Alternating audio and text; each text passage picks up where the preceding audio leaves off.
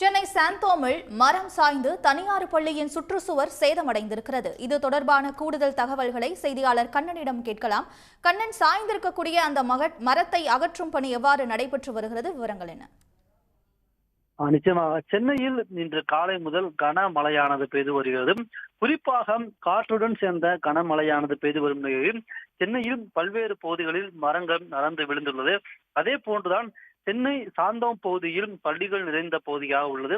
இந்த பள்ளிகள் நிறைந்த பள்ளிகள் வளாகத்தில் சாலையில் இருந்தே ஒரு மரமானது பள்ளியின் சுற்றுச்சுவர் முழுவதும் மீது விழுந்து சுற்றுச்சுவர் பாதி சேதமடைந்துள்ளது. எனவே அந்த சுமார் சரியாக 1 மணிக்கு இந்த மரம் விழுந்து அந்த பள்ளியின் சுற்றுச்சுவரானது சேதமடைந்துள்ளது. அந்த மரம் விழுகும் போது அந்த சுற்றுச்சுவருக்கு அருகிலும் அந்த விளையாட்டு மைதானத்திலும் யாரும் இல்லாத காரணத்தினால் எந்தவித அசம்பாவிதம் இல்லாமல் எந்தவித அசம்பாவிதமும் ஏற்படாத நிலைமையானது ஏற்பட்டுள்ளது.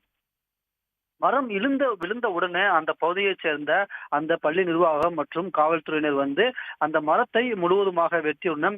தற்போது அந்த மரமானது முழுவதுமாக வெட்டப்பட்டுள்ளது. மேலும் அந்த மரத்தை அகற்றும் பணியானது விரைவில் தொடங்கும் என்று காவல்துறை சார்பிலும் பள்ளி நிர்வாகம் சார்பிலும் தெரிவிக்கப்பட்டுள்ளது. விவரங்களுக்கு நன்றி கண்ணன். உடனுக்குடன் செய்திகளை தெரிந்து கொள்ள சன் நியூஸ் பெல் ஐகானை கிளிக் பண்ணுங்க.